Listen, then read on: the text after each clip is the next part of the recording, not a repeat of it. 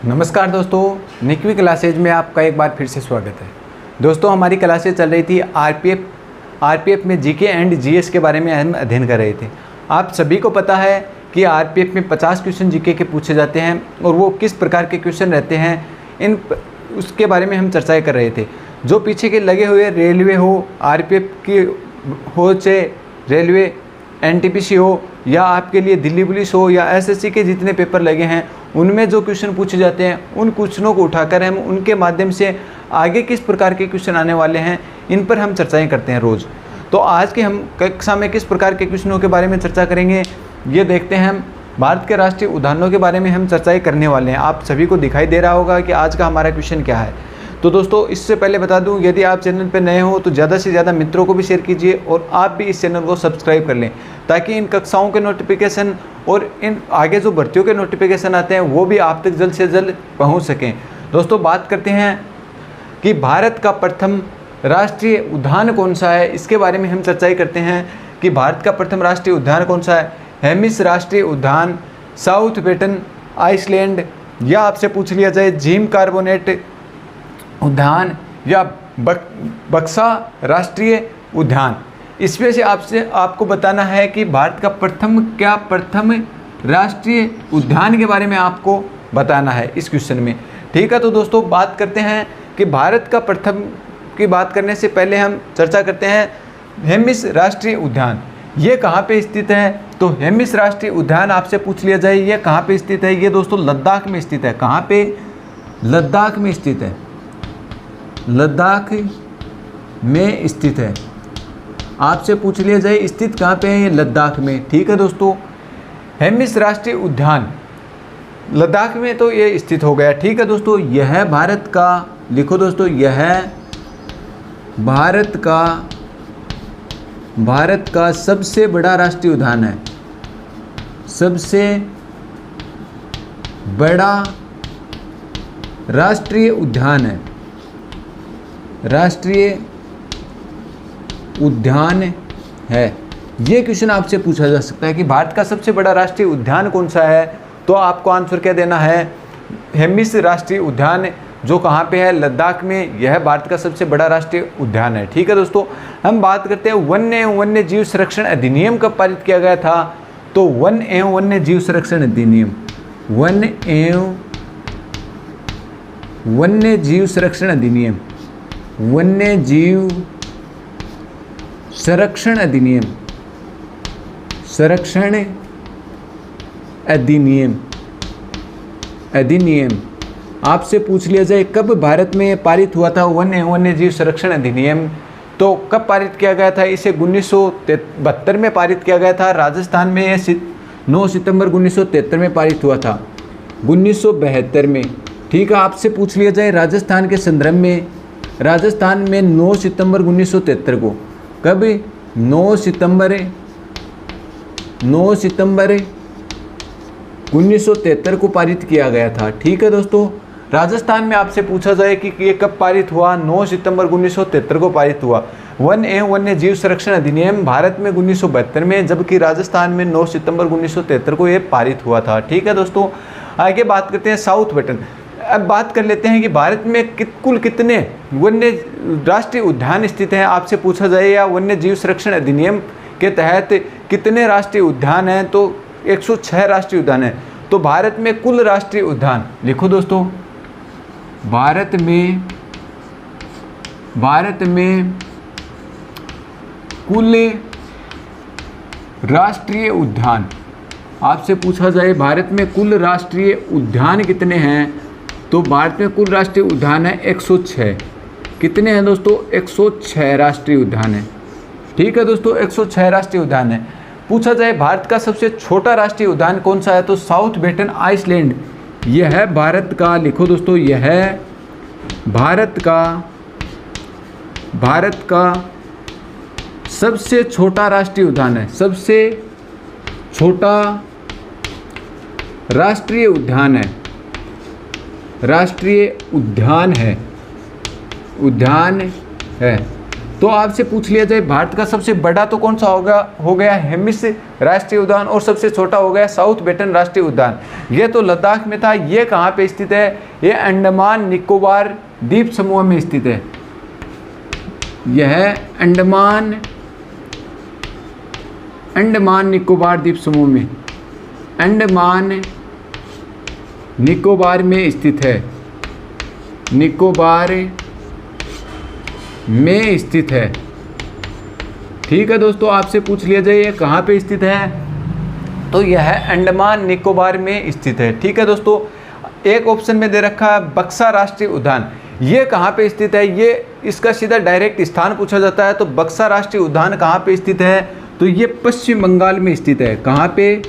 पश्चिमी बंगाल में स्थित है, बंगाल में स्थित है। अब आपसे बात करते हैं हम क्वेश्चन की कि प्रथम राष्ट्रीय उद्यान जिम कार्बेट जो उद्यान है ये भारत का क्या था? प्रथम राष्ट्रीय उद्यान था। जबकि इसका पहले वर्तमान में किस नाम से जाना जाता था और पहले किस नाम से था? तो इसकी स्थापना के बारे में बात करते हैं। इसकी स्थापना तो होती है 1935 में। हम बात करते हैं इसकी स्थापना की।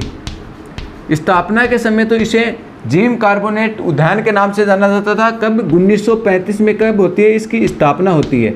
ठीक है दोस्तों, इसके बाद में आगे बात करते हैं वर्तमान में इसे किस नाम से जाना जाता है? रामगंगा राष्ट्रीय उद्यान के नाम से जाना जाता है। रामगंगा नेशनल पार्क के नाम से जाना जाता है।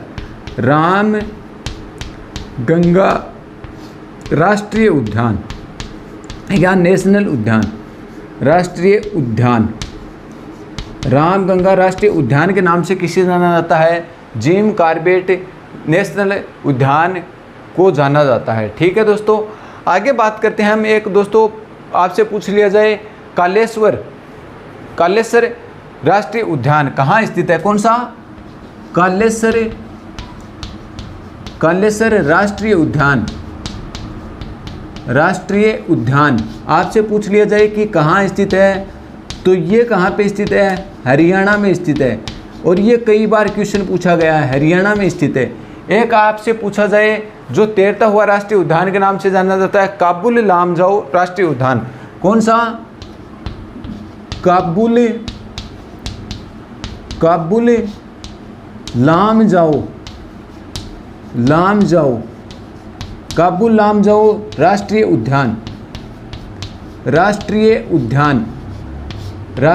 उद्यान ये कहाँ पे स्थित है आपसे पूछ लिया जाए, तो ये मणिपुर में स्थित है। कहाँ पे?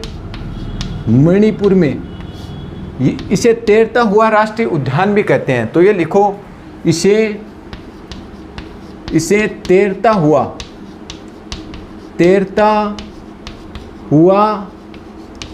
राष्ट्रीय उद्यान कहते हैं, राष्ट्रीय उद्यान कहते हैं, उद्यान कहते हैं। ठीक है दोस्तों, तो तैरता हुआ राष्ट्रीय उद्यान किसे कहा जाता है? काबुल लामजाओ राष्ट्रीय उद्यान को तैरता हुआ राष्ट्रीय उद्यान कहा जाता है। और ये कहाँ पे स्थित है? ये मणिपुर में स्थित है। ठीक है दोस्तों, कालेश्वर राष्ट्रीय उद्यान आपसे पूछ लिया जाए, ये हरियाणा में स्थित है। ठीक है दोस्तों, आगे बात करते हैं। एक छत्तीसगढ़ में पूछा जाता है गुरु घासीदास राष्ट्रीय उद्यान। कौन सा? गुरु, ये भी कई बार पूछा जाता है, घासीदास राष्ट्रीय उद्यान ये कहाँ स्थित है आपसे पूछ लिया जाए? राष्ट्रीय उद्यान तो ये छत्तीसगढ़ में स्थित है, छत्तीसगढ़ में स्थित है। और भी हम राष्ट्रीय उद्यानों के बारे में चर्चाएं करेंगे। आज के क्वेश्चन में हम इतनी ही चर्चा करेंगे कि हमने क्या क्या चर्चा कर ली है, कुल कितने राष्ट्रीय उद्यान है, वन्य जीव संरक्षण अधिनियम कब पारित किया गया था, कौन सा बड़ा है कौन सा छोटा है, तैरता हुआ राष्ट्रीय उद्यान कौन सा है, और प्रमुख हरियाणा में कौन सा प्रमुख राष्ट्रीय उद्यान है, ये राजस्थान में कब लागू हुआ था, और प्रथम राष्ट्रीय उद्यान कौन सा था। इस प्रकार के चर्चाएं हमने कर ली है। तो दोस्तों बात करते हैं कि हमने क्या चर्चाएं की है। तो हमने इस क्वेश्चन में चर्चाएं की है, हमारा क्वेश्चन था भारत का प्रथम राष्ट्रीय उद्यान कौन सा था। तो भारत का प्रथम राष्ट्रीय उद्यान आपसे पूछ लिया जाए तो हेमिस राष्ट्रीय पार्क, ये तो क्या था सबसे बड़ा। बात की है हमने क्वेश्चन में भारत का प्रथम राष्ट्रीय उद्यान, तो प्रथम राष्ट्रीय उद्यान था जिम कार्बेट उद्यान। इसकी स्थापना आपसे पूछी जाए कि इसकी स्थापना कब होती है, तो इसकी स्थापना 1935 में क्या होती है, इसकी स्थापना होती है। और इसे पहले किस नाम से जाना जाता था, जिम कॉर्बेट उद्यान के नाम से जाना जाता था, जबकि वर्तमान में इसे रामगंगा राष्ट्रीय उद्यान के नाम से जाना जाता है। किस नाम से, रामगंगा राष्ट्रीय उद्यान के नाम से जाना जाता है। ठीक है दोस्तों, अब हम बात करते हैं कि भारत का सबसे बड़ा राष्ट्रीय उद्यान कौन सा है। तो भारत का सबसे बड़ा हेमिस राष्ट्रीय उद्यान भारत का सबसे बड़ा राष्ट्रीय उद्यान है, जो कहाँ पे स्थित आपसे पूछ लिया जाए तो यह है लद्दाख में स्थित है। ठीक है, लद्दाख वर्तमान में क्या है, केंद्र शासित प्रदेश है, राज्य नहीं है। ठीक है दोस्तों, तो ये लद्दाख में स्थित है। अब आपसे पूछ लिया जाए कि भारत का सबसे छोटा राष्ट्रीय उद्यान, तो भारत का सबसे छोटा राष्ट्रीय उद्यान है साउथ बेटन आइसलैंड राष्ट्रीय उद्यान। तो साउथ बेटन राष्ट्रीय आइसलैंड राष्ट्रीय अभयारण्य कहाँ स्थित है आपसे पूछ लिया जाए तो अंडमान निकोबार में ये क्या है, स्थित है। ठीक है दोस्तों, इसके बाद में हम चर्चा करते हैं कि बक्सा राष्ट्रीय उद्यान। बक्सा राष्ट्रीय उद्यान आपसे पूछ लिया जाए कि कहाँ स्थित है तो ये पश्चिम बंगाल में स्थित है। इसके बाद में हम बात करते हैं कि भारत में कुल कितने राष्ट्रीय उद्यान हैं।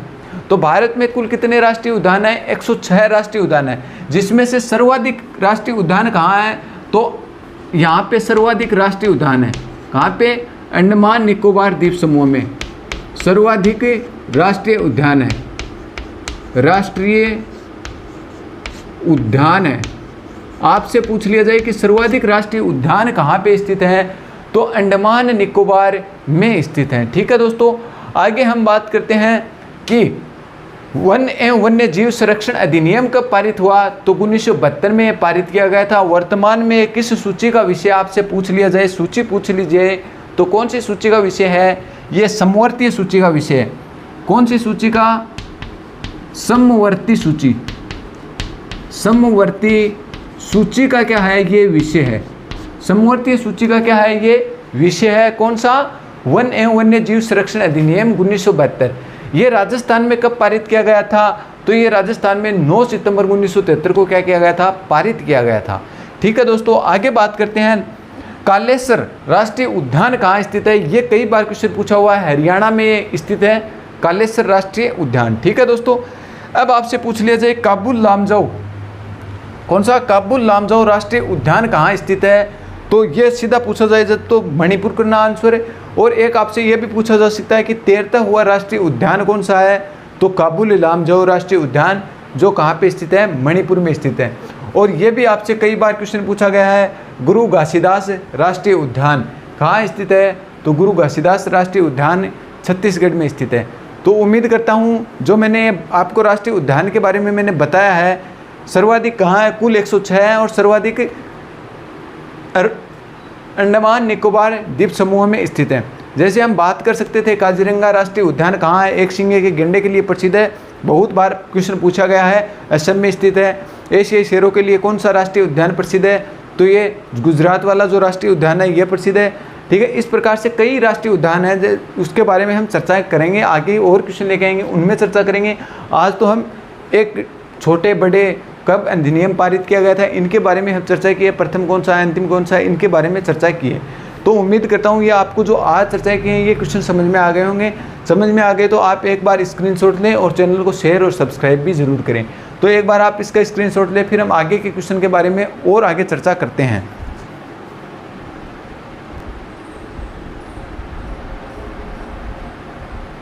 दोस्तों आगे हमारा क्वेश्चन क्या है, निम्नलिखित में से, क्वेश्चन को हमें क्या करना है, ध्यान से पढ़ना। पहले निम्नलिखित में से शीतोष्ण घास के मैदान में शामिल नहीं है, देखो ये नहीं का ध्यान में रखना, आपको शामिल नहीं है। क्या शीतोष्ण घास के मैदान में शामिल नहीं है, तो इसमें एक जोड़ा ऐसा होगा, वो किस में शामिल होगा, उष्ण घास के मैदान में शामिल होगा। किसमें, उष्ण घास के मैदान में शामिल होगा। आपसे क्वेश्चन में ये पूछा है कौन सा उष्ण घास का मैदान है, शीतोष्ण का नहीं है।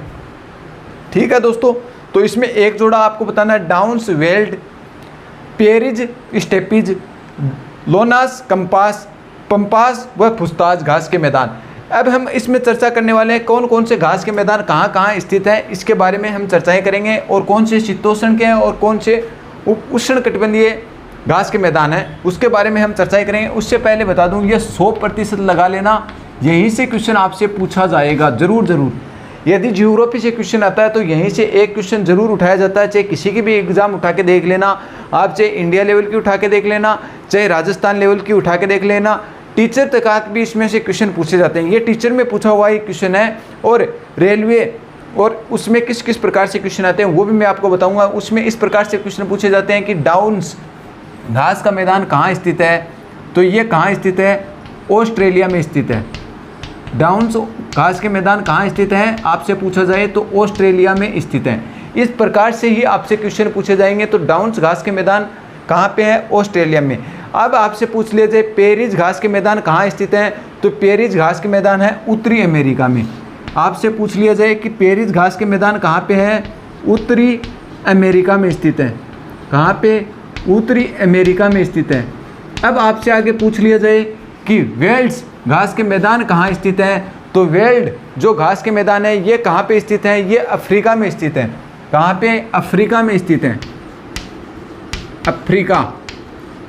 ये आपको दिल्ली पुलिस में सीधे सीधे पूछे जाते हैं। स्टेपिस घास के मैदान आपसे पूछ लिए जाए, स्टेपिस घास के मैदान कहाँ स्थित है, तो एशिया व यूरोप में स्थित है। कहाँ पे, एशिया व यूरोप में। और ये सभी घास क्या है, शीतोष्ण घास के मैदान बताए हैं, मैंने बताए हैं वो। और आपसे पूछ लिया जाए, पूछा क्या है, उपोष्ण घास के मैदान हैं या शीतोष्ण घास के मैदान नहीं है, तो शीतोष्ण घास के मैदान कौन से नहीं है, लोनास और कंपास। कंपास तो कहाँ पे पड़ता है आपसे पूछ लिया जाए, तो ये तो पड़ता है ब्राज़ील में। कहाँ पे पड़ता है, ब्राज़ील में पड़ता है। ठीक है दोस्तों। और आपसे पूछ लिया जाए कि लोनास जो घास के मैदान हैं, ये लोनास घास के मैदान कहाँ पे पड़ते हैं आपसे पूछ लिया जाए, तो ये वेनेजुएला में पड़ते हैं। ये कहाँ पे पड़ते हैं, वेनेजुएला में पड़ते हैं। लिखो दोस्तों, कहाँ पे, वेनेजुएला में, वेनेजुएला में। वेनेजुएला में कौन से घास के मैदान पड़ते हैं, लोनास घास के मैदान। अब आपसे पूछ लिया जाए कि पंपास जो घास के मैदान हैं ये कहाँ पे पड़ते हैं, तो ये पंपास हैं, ये दक्षिणी अमेरिका में पड़ते हैं। ये घास के मैदान कहाँ पे पड़ते हैं, दक्षिणी अमेरिका में, दक्षिणी अमेरिका में पड़ते हैं। ठीक है दोस्तों। अब आगे पूछ लिया जाए कि फुस्ताज जो घास के मैदान है ये कहाँ पे पड़ते हैं, तो फुस्ताज घास के मैदान पड़ते हैं हंगरी में। कहाँ पे पड़ते हैं, हंगरी में, हंगरी में पड़ते हैं। अब मैं आपको बता दूं कि क्वेश्चन किस प्रकार से पूछा जाता है। क्वेश्चन ये पूछा जाए उष्ण घास के मैदान कौन से हैं, तो उष्ण घास के मैदान आपको दो ही याद रखने हैं, उष्ण घास के मैदान। उष्ण घास के मैदान आपको कौन कौन से याद रखने हैं, तो एक तो लोनास, कौन सा, लोनास, और एक कौन सा, कंपास, कंपास, कंपास।